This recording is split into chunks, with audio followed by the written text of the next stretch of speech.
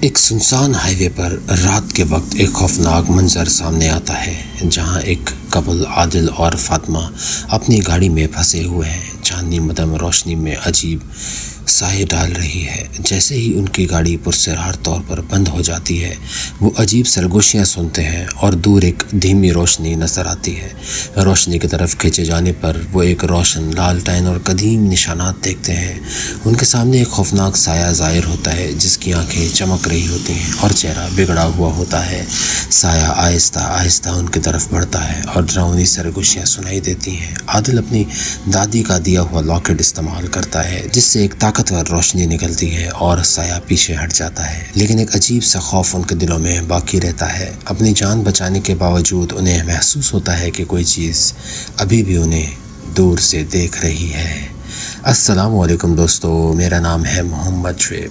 میں امید کرتا ہوں آپ سب خیریت سے ہوں گے، جہاں ہوں گے آباد ہوں گے۔ آج میں آپ کے سامنے ایک اور اسٹوری لے کر آیا ہوں، اور آج کی اسٹوری مجھے عادل اور فاطمہ نامی لڑکی نے کراچی سے بھیجی ہے۔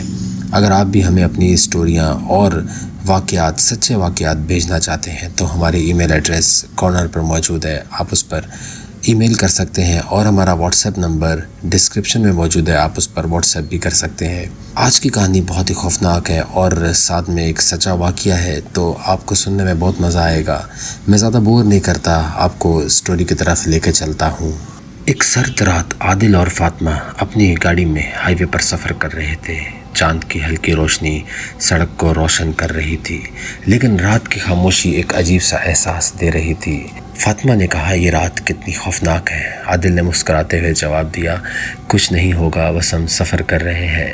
لیکن سڑک کی تنہائی نے فاطمہ کو بے چینی میں مبتلا کر دیا تھا۔ چند گھنٹوں کی ڈرائیو کے بعد اچانک گاڑی میں ایک عجیب سا جھٹکا لگتا ہے۔ عادل نے حیرت سے کہا، یہ کیا ہوا؟ دونوں نے گاڑی سے باہر نکل کر دیکھا، لیکن ارد گرد کچھ بھی نظر نہیں آ رہا تھا۔ عادل نے موبائل نکالا، مگر سگنل نہیں تھے۔ یہ کوئی عجیب سی بات نہیں تھی۔ فاطمہ کی آنکھوں میں خوف تھا، لیکن اچانک دور سے ایک مدھم روشنی نظر آئی۔ عادل نے کہا، چلو وہاں چلتے ہیں، شاید کوئی مدد مل جائے۔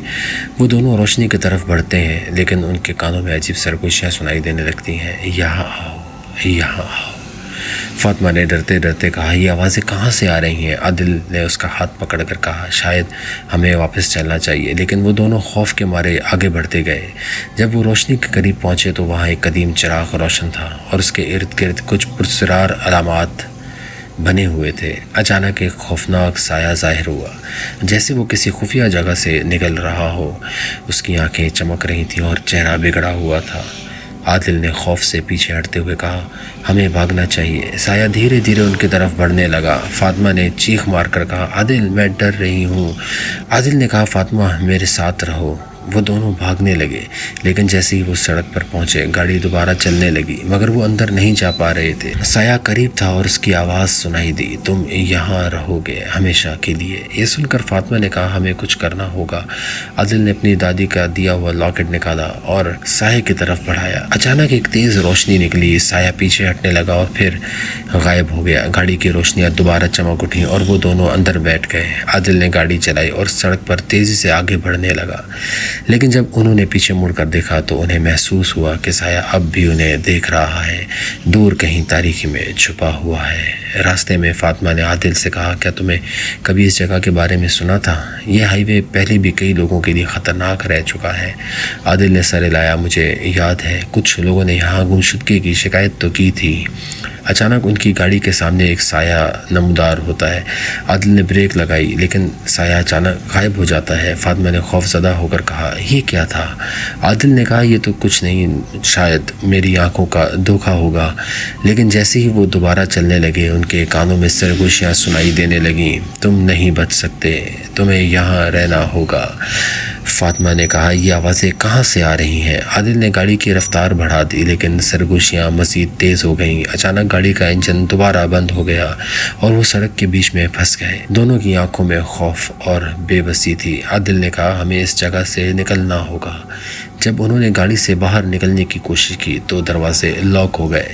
سایہ پھر سے سامنے آیا اور اس کے چہرے پر ایک خوفناک مسکراہٹ تھی۔ کیا تم سمجھتے ہو کہ تم بچ جاؤ گے؟ اس کی آواز گونجی۔ فاطمہ نے زور سے کہا، ہمیں یہ جگہ چھوڑنے نہیں دے گی۔ عادل نے اپنی پوری قوت لگائی اور کہا، ہمیں لڑنا ہوگا، اس نے اپنی دادی کا دیا ہوا لاکٹ پھر سے نکالا اور سائے کی طرف بڑھایا۔ اس بار لاکٹ کی روشنی اتنی طاقتور تھی کہ سایہ پیچھے ہٹنے لگا۔ اچانک ایک بڑی چمک اٹھی اور سایہ دھیرے دھیرے غائب ہو گیا۔ گاڑی کی روشنی دوبارہ چمکنے لگی اور انجن بھی چلنے لگا۔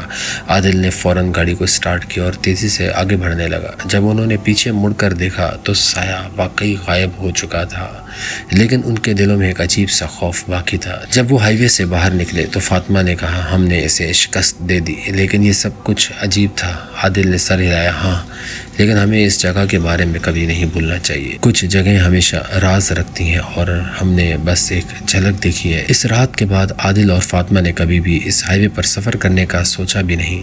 وہ جانتے تھے کہ کچھ چیزیں ہمیشہ کے لیے دفن رہتی ہیں اور بعض روحیں کبھی آرام نہیں پاتی۔ ان کے دلوں میں ایک عجیب سا ڈر تھا، جیسے انہوں نے کسی خطرناک حقیقت کا سامنا کیا ہو۔ میں امید کرتا ہوں ناظرین آپ کو ہماری یہ اسٹوری بہت اچھی لگی ہوگی۔ یہ ایک سچا واقعہ تھا جو عادل اور فاطمہ کے ساتھ ہائی وے پہ سفر کرتے ہوئے پیش آیا۔ اگر آپ بھی ہمیں اسی طرح کی اور کہانیاں بھیجنا چاہتے ہیں اور آپ چاہتے ہیں کہ ہم آپ کی کہانیاں اپنے اس چینل پر پڑھیں تو آپ پلیز ہمیں واٹس ایپ اور ای میل کے ذریعے اپنی کہانیاں اور سچے واقعات بھیج سکتے ہیں۔ میں ملتا ہوں آپ سے نیکسٹ کسی ویڈیو میں۔ آپ جہاں بھی رہیں خوش رہیں، آباد رہیں۔ اللہ حافظ۔